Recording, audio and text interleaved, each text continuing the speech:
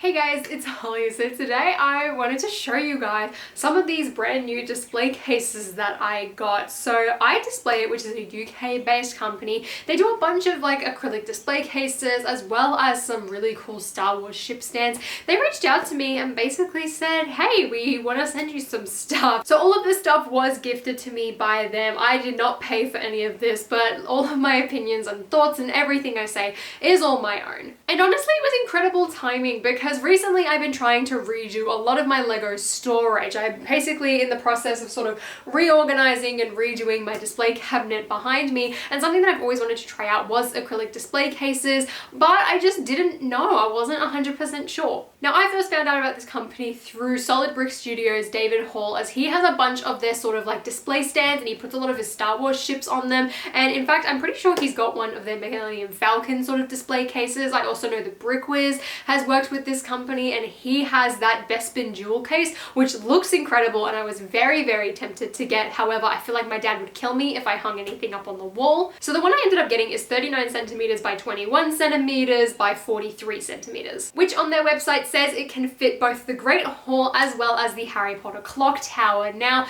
as you guys may have seen in my other video, I recently just basically removed a lot of my Harry Potter sort of play sets out because I've got the micro scale Hogwarts castle now. I feel like I didn't need both of them on display, and I really wanted to keep the Great Hall put together and on display somewhere. In fact, I'm going to try and sneak this inside our family's media room where my dad watches EastEnders every single night. But the problem with doing that is that they're all out in the open, which means they're going to get dusty, and I really don't want to dust more than I already have to. So this case retails for $67.50 US and is completely acrylic, and it came in this giant cardboard box which was completely wrapped in bubble wrap and then padded with even more cardboard, and each of the pieces was covered in like this blue film thing, which I imagine for some people maybe it's a tiny bit hard to get it out. In fact, in the instructions they say you can use like a credit card or something, but luckily I'm a girl that has relatively long nails, so it was really easy for me to pick off and was actually incredibly satisfying. They also included one of their little tiny minifigure display stands, which I'll also show you later, but in the instructions it sort of gives you a sort of step-by-step guide in order to do it. Admittedly, I didn't really read the instructions which I should have, because it had some great information on the screw fittings that they have. So there's all these little plastic like screw things here in order for you to actually piece it together properly on this giant one, which is really good because it means it's incredibly sturdy. Now, I sort of had like a relatively interesting trick in order to display it, which was I actually peeled the film off of one side of the acrylic and I left it on the other, meaning that I wouldn't get my fingerprints on it or lots of dust, because that's one thing, is that it's clear. It's going to show up really easily if you get anything on it. So I peeled one side of the acrylic base off and then I would sort of lift it up, and then in order to make sure that nothing got stuck, I sort of peeled off all of the corners where the screws were before I put them in properly. That way it was a lot easier to sort of maneuver it around and none of it would get caught underneath the screws. Now, admittedly, I left the film on the bottom of both of these cases because I feel like it's just going underneath unless you're stacking multiple of these cases on top of each other, which on their website they say you can do. I really feel like I don't need it because they're just going to be sat on top of the surface.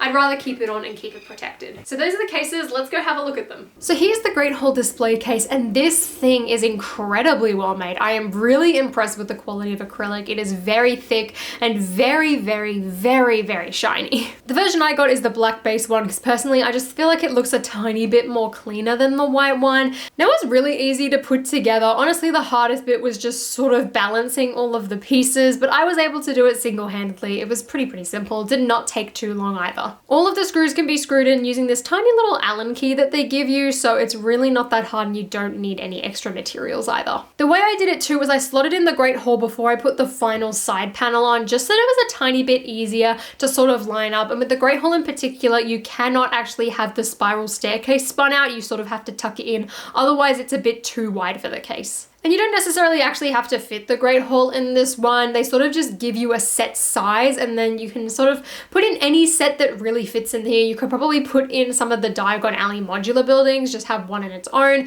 You can have the clock tower. That's one that's showcased on their website. I feel like the astronomy tower would be a tiny bit too tall, unless you took off one of the peak, but also it's not really quite as wide, so I feel like there'd be a lot of extra space on the side. And the one thing I love about the Great Hall is that it really fills up the entire base. The only real complaint complaint I actually have with this case is that it's not really built to this particular set. So there's a couple of centimeters right at the top, which for me personally, I would have preferred it to be more of a tight fit and not quite as a bit generous. Some people may prefer that extra generosity, but for me, I would have preferred it just to be like 2 centimeters shorter, but it's really nothing at the end of the day. Now, my current plan for this display case is actually to put it inside my family's media room, which has like a bunch of movie posters, and it's really just like a film watching area. So I feel like the Great Hall will fit really nicely, and it also means now I don't need to dust this set. And even though that room is pretty dark to begin with, this case would actually help protect it a bit from yellowing and all of that sort of Lego aging from the sun, which is incredibly, incredibly helpful. Something like this wouldn't prevent it entirely, but any sort of covering will help, whether that be glass or acrylic, but acrylic is so much cheaper than glass. So now that we've had a look at this big display case, let's go have a look at the tiny little minifigure one. So then here is the minifigure display case, which is a little bonus that was thrown in there. And I really like this one. This one, unlike the giant case, doesn't actually involve any sort of screws or anything like that. It's a heck of a lot smaller as well. And unfortunately though, even though it is a minifigure display piece, there isn't any sort of studs or attachment, just like sort of the other case, which is kind of frustrating because it means the minifigure would sort of slide all over the place. So in order to fix that, I've stuck a 6x6 plate at the bottom and then stuck some jumper plates on, and honestly this was an incredibly easy fix.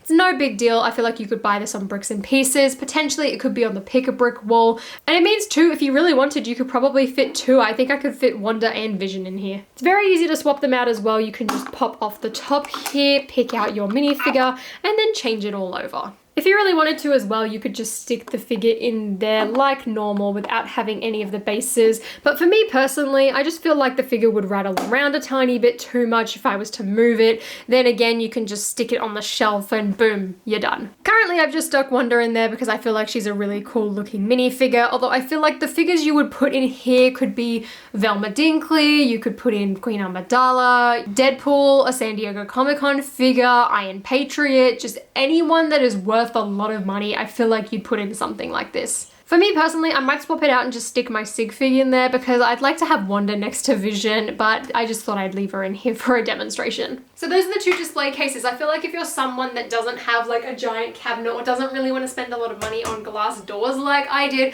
these are a really great substitute, especially for sets that are like your favorite or really have like some sort of sentimental impact. I feel like things like Ninjago City Gardens, the Hogwarts Castle, Millennium Falcon, for me personally as well, Winnie the Pooh is a set that I have a lot of attachment to, and even the Great Hall. This is what really got me back into buying proper Lego sets. So something like that, or even just like a specialty brickhead, a San Diego Comic-Con set. I feel like those are the ones you'd probably reach for a display case more because you want to put that little bit of extra time and care into sets like them. Everything else to me, I sort of just put on a shelf and make sure it's on display. Especially with those bigger sets as well, you don't want to constantly dust them. And these acrylic cases actually help prevent some of like the sun damage on top of the pieces, which is amazing. And overall, like I said, the quality of these is extremely, extremely good. I was very impressed with how this turned out, as it's not something that I've particularly bought before. It's always been something that I've looked at having a clear display case, and currently I'm just sort of trying out a lot of different storage options and storage solutions, so I'm really glad that I was able to actually test this one out. And I would absolutely love to get the Best Bonjour one that they have, since I've still got my box and that is a very special, expensive set. I would love to get something like that, and even one for the Hogwarts Castle. I feel like